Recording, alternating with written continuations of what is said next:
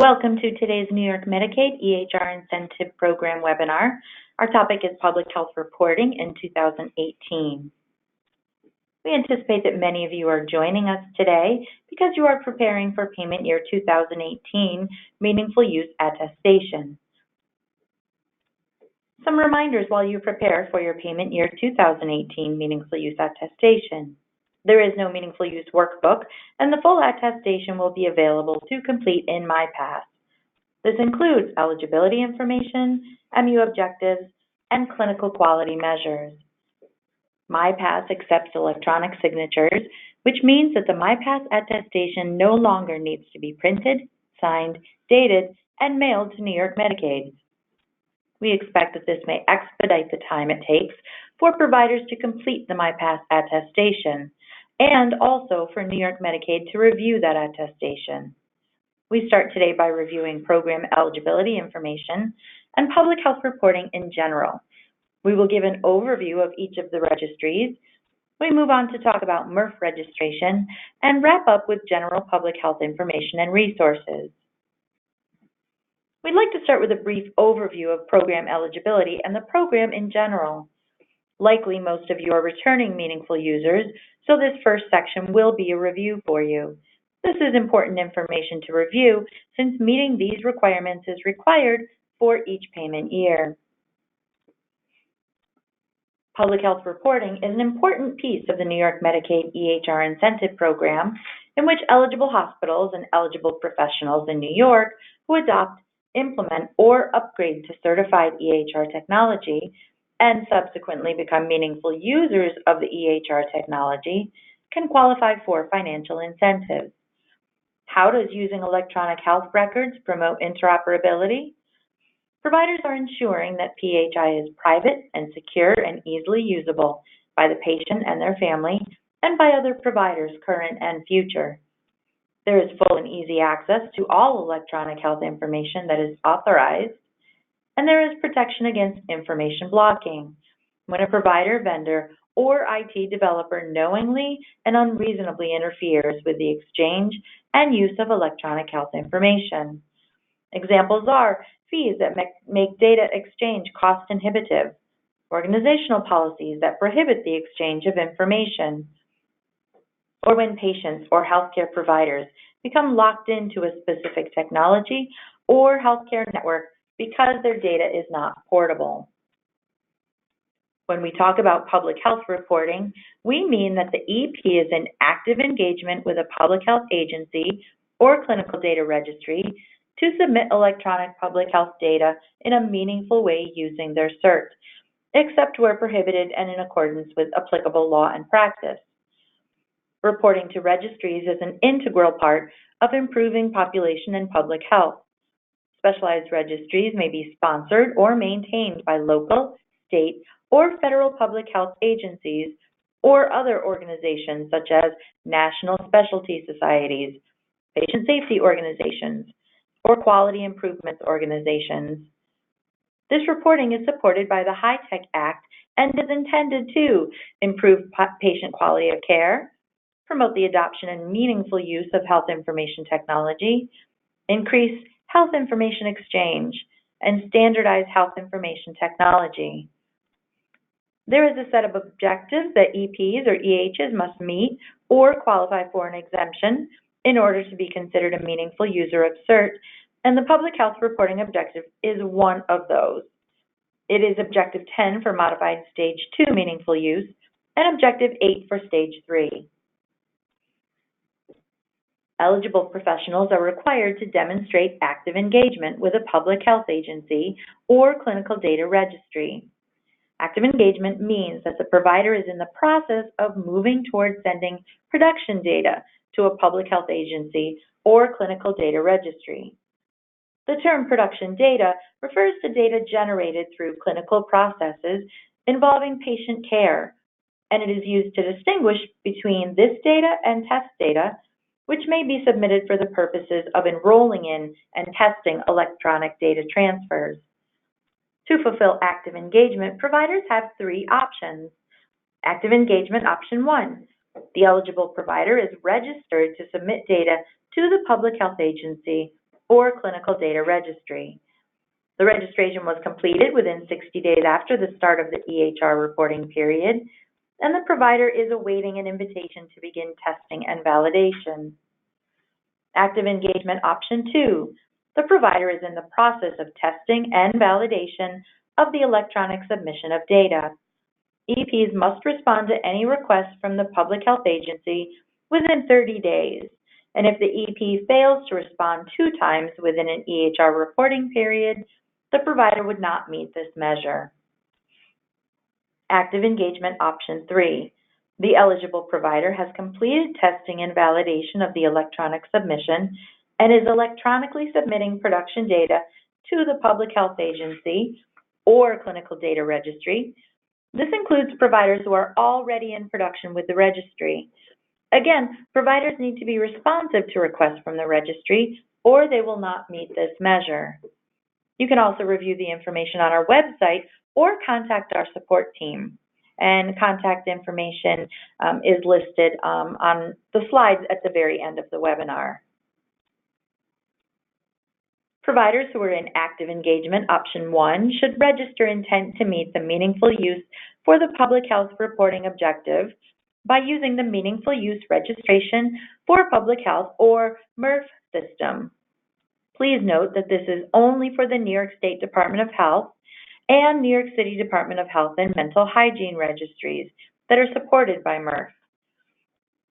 If a provider is participating with a separate specialized registry outside of the registries we support, they would register directly with that registry.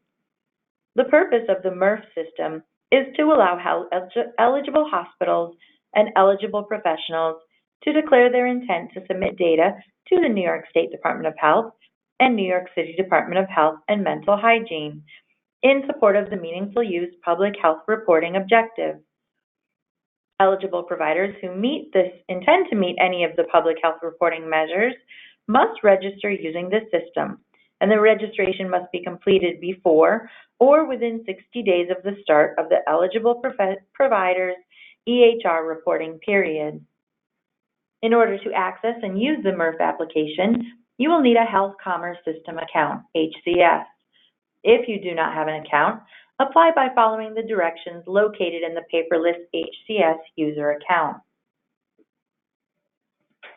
CMS passed a final rule that states all providers must have a continuous 90-day EHR reporting period for payment year 2018. The meaningful use data must be from the calendar year that the eligible professional attests to.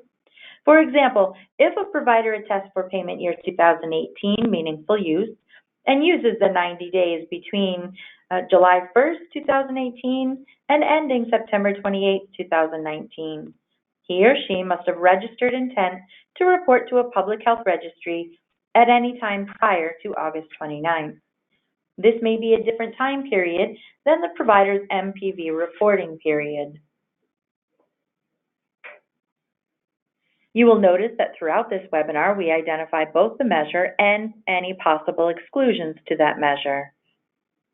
We first look at Modified Stage 2 and Public Health Reporting as Objective 10. For this objective, the provider must satisfy 2 of the following 3 measures. Measure 1, Immunization Registry Reporting. For this measure, the provider must actively engage with a public health agency to submit immunization data. Exclusion from this measure: within the EHR reporting period, any provider who does not administer immunizations to any populations for which data is collected by its jurisdiction's registry or information system. Measure 2, Syndromic Surveillance Reporting. Syndromic surveillance is using health-related data, looking at symptoms before there is any diagnosis made, and determining whether there is a pattern that may warrant further public health response. For this measure, the provider must actively engage with a public health agency to submit syndromic surveillance data from a non-urgent care ambulatory setting where the jurisdiction accepts syndromic data from such settings, and the standards are clearly defined for EPs. Exclusion from this measure: within the EHR reporting period, any provider who is not in a category of providers from which ambulatory syndromic surveillance data is collected by their jurisdiction syndromic surveillance system during the EHR reporting period. Last, Measure 3, specialized registry reporting. The provider must actively engage with a public health agency to submit data to a specialized registry. Exclusion from this measure: within the EHR reporting period, the provider does not diagnose or treat any disease of a condition associated with a specialized registry or collect relevant data that is collected by a specialized registry in their jurisdiction. To use this exclusion, providers must complete 2 checks to search for a specialized registry. We will talk more about these 2 checks on the next slide. Again, of these 3 measures, the eligible professional must satisfy 2. Specialized registry reporting exclusion qualifications. Check with state, local, territorial, or federal government entity jurisdictions to which you belong. Second, check with any specialty society or organization with which you are affiliated. Find out if that society maintains a specialized registry or maintains a list of specialized registries, and if any of those specialized registries have made a public declaration of readiness to receive data for meaningful use. A couple of notes. In order to prove that the second check was completed, we recommend you obtain a response from the specialty society in writing for your records. An email message is adequate. As of payment year 2017, not having an EHR system that is capable of reporting a specific type of data is not grounds for an exclusion. Exclusion from a public health reporting measure does not count as meeting that measure for the public health reporting objective. So, if an EP has 3 available measures per the modified Stage 2 requirements, and they can exclude from one of these measures, then they are still required to meet the other 2. If they can exclude from 2 of the measures, they are required to meet the 3rd measure. And if they can meet none of the measures, then they are required to be eligible to exclude from all 3. Public health reporting is Objective 8 for Stage 3. Here, there are 5 measures, and the eligible professional must meet at least 2. Measure 1, immunization registry reporting. The provider is in active engagement with a public health agency to submit immunization data and receive immunization forecasts and histories from the Public Health Immunization Registry or Immunization Information System. This bidirectionality is new in Stage 2. Remember, in modified Stage 3, this bidirectionality is new in Stage 3. In modified Stage 2, the requirement was only that the provider submit immunization data. Exclusion from this measure: any provider who does not administer immunizations to the population being captured during the reporting period. Measure 2, syndromic surveillance reporting. The provider is in active engagement with a public health agency to submit syndromic surveillance data from an urgent care setting. Exclusion from this measure: the provider is not in a category of providers from which ambulatory syndromic surveillance data is collected by their jurisdiction syndromic surveillance system. Measure 3, electronic case reporting. The provider is in active engagement with a public health agency to submit case reporting of reportable conditions. Exclusion from this measure: providers who do not treat or diagnose any reportable diseases for which data is collected by their jurisdiction's reportable disease system during the EHR reporting period. Measure 4, public health registry reporting. The provider is in active engagement with a public health agency to submit data to a public health registry. Public health registry is one that is administered by or on behalf of a local, state, territorial, or national public health agency, and which collects data for public health purposes. Exclusions apply to providers who do not diagnose or directly treat any disease or condition associated with the public health registry in their jurisdiction during the EHR reporting period. Measure 5, Clinical Data Registry Reporting. The EP is in active engagement to submit data to a clinical data registry. Clinical Data Registry is a registry that is administered by or on behalf of other non-public health agency entities. Exclusion: any provider who does not diagnose or directly treat any disease or condition associated with a clinical data registry in their jurisdiction during the EHR reporting period. To use this exclusion, providers must complete 2 checks to search for a specialized registry. And we talked about those checks when we talked about stage 2. Additionally, exclusions apply for all measures if the provider operates in a jurisdiction for which no clinical data registry is capable of accepting electronic registry transactions in the specific standards required to meet the certified EHR technology definition at the start of the EHR reporting period, or operates in a jurisdiction where no clinical data registry for which the provider is eligible has declared readiness to receive electronic registry transactions as of 6 months prior to the start of the reporting period. Now let's take a look at the registries. Here is a quick look at the registries that eligible professionals may use to meet each of the reporting measures for Modified Stage 2: immunization reporting, syndromic surveillance reporting, and specialized registry reporting. Note that the registries available depend on whether the professional is registering within or outside of the 5 boroughs of New York City. Please note, Population Health Registry declared that they no longer began testing or accepting registrations as of December 31st, 2018.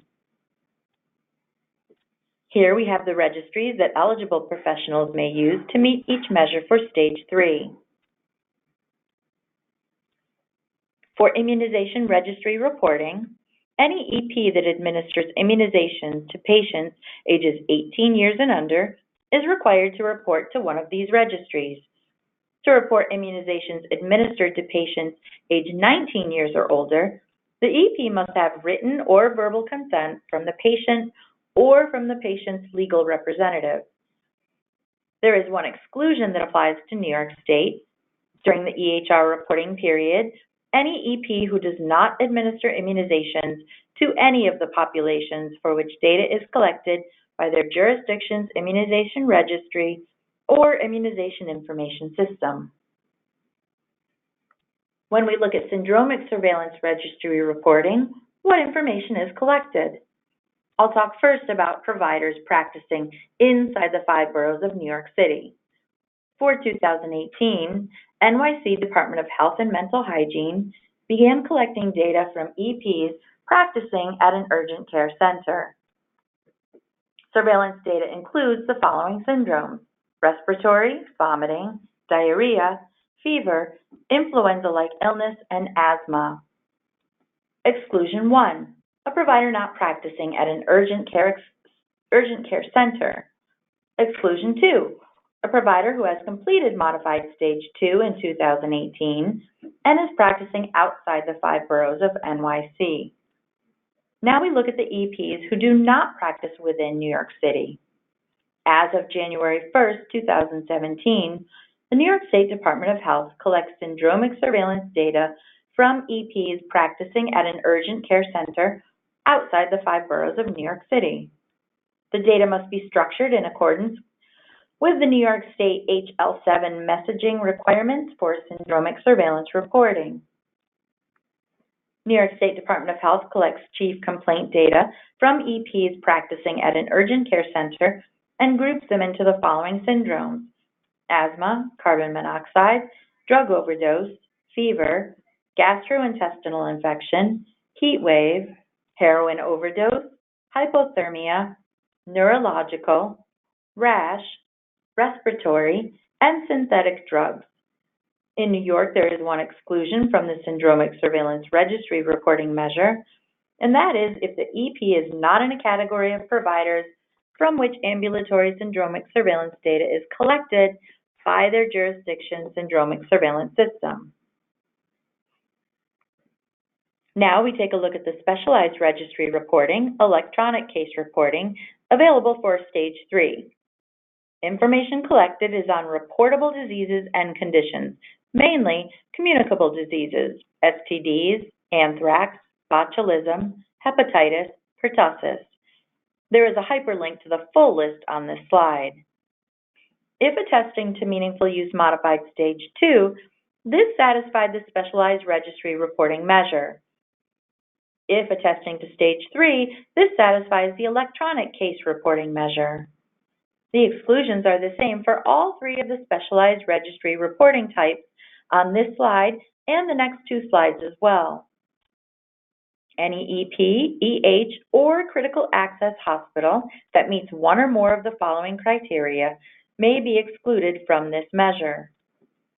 Does not diagnose or directly treat any disease or condition associated with a public health registry in their jurisdiction during the EHR reporting period. Operates in a jurisdiction for which standards required to meet the CERT definition. No public health agency is capable of accepting electronic registry transactions in the specific standards required to meet the CERT definition as of the start of the reporting period, or operates in a jurisdiction where no public health registry has declared readiness to receive electronic registry transactions as of 6 months prior to the start of their EHR reporting period. The Specialized Registry Reporting New York State Cancer Registry collects information on reportable cancer cases from EPs who are directly diagnosing or treating cancer cases. For meaningful use modified Stage 2, this satisfies the Specialized Registry Reporting measure. For meaningful use Stage 3, this satisfies the Public Health Registry Reporting measure. Remember, the exclusion is the same for all three Specialized Registry Reporting registries.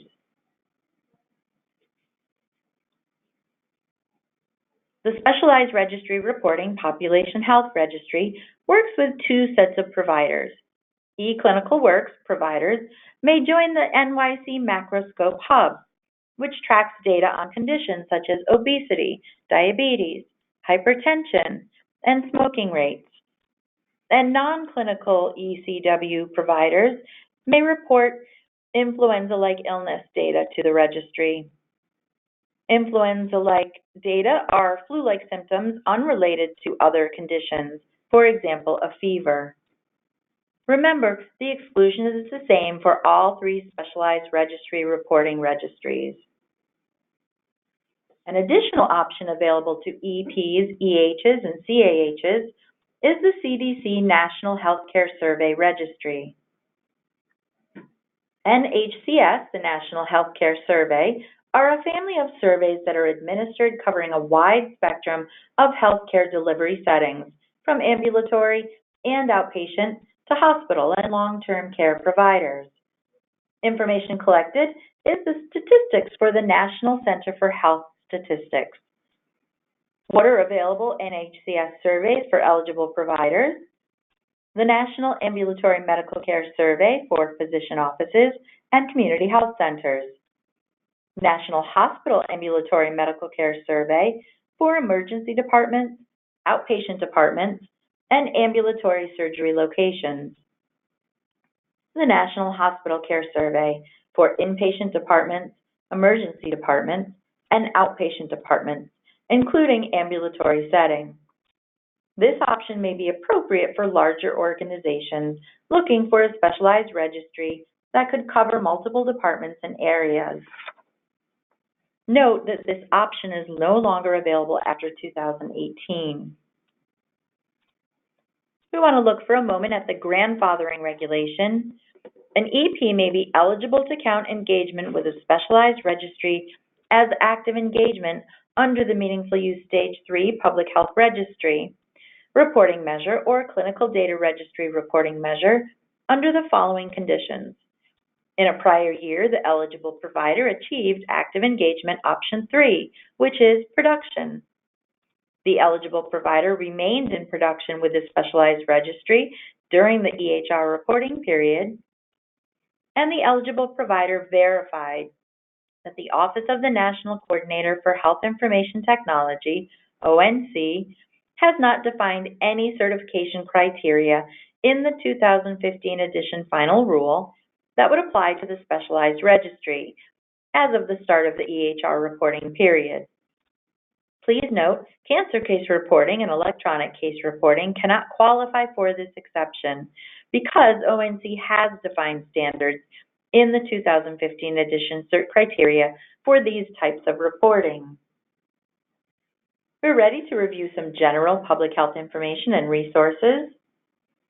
To achieve meaningful use, providers must have at least the 2014 edition of Certified EHR Technology. CMS finalized policies to allow healthcare providers to continue to use the 2014 edition CERT for program year 2018. This policy is based on the ongoing monitoring of the deployment and implementation status of EHR technology that is certified to the 2015 edition, and it is based on feedback by stakeholders who requested more time for the transition process. For payment year 2018, you can continue to report on modified Stage 2 objectives and measures. Stage 3 is not required until 2019. However, please note that for the objective that we are reviewing today, public health reporting, EPs are required to use EHR technology certified to the 2015 edition. If you need to register for your certified EHR technology ID, please visit chpl.healthit.gov. The link is provided on this slide. As you know, the integrity of the program is crucial. In light of the possibility of post-payment audit, providers are required to retain documentation in support of all attestations for no fewer than 6 years after each payment year. Some examples include any reports that support you have met the objectives or exclusions, or a record to support the numerator and denominator values for the attested measure. Other examples include date-stamped reports generated from the EHR system, screenshots of the EHR system's interface, and dated correspondence with the public health registries. Providers should be aware that all information submitted during registration, attestation, and any subsequent validation and audit procedures must be backed by auditable data sources or documentation. If you have questions on best practices for record keeping and audit preparation, you can access the audit section of our website. For post-payment guidance, email hitech@omig.newyork.gov. Eligible providers planning to meet any meaningful use public health reporting measures must register their intent in MRF to submit data to the appropriate public health registries before or within 60 days from the start of their EHR reporting period. It's also important to make sure that if you have already previously registered, you will need to edit your existing registration. Do not start a new registration.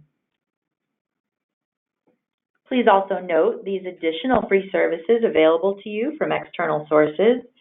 Regional Extension Centers, or RECs, work to optimize the use of EHRs so that providers can become meaningful users. They help EPs engage in new healthcare transformation and quality initiatives, and participate in payment delivery reform programs.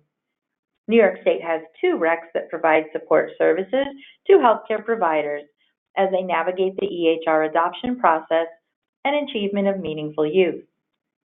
If you are inside the 5 boroughs of New York City, you can contact the NYC Regional Electronic Adoption Center for Health, NYC REACH. If you are anywhere outside the 5 boroughs of New York City, you can contact New York eHealth Collaborative, or NICE. Again, these services are free, and we encourage you to contact them for assistance. We invite you to contact our support team at 877-646-5410 if you have any additional questions or need assistance.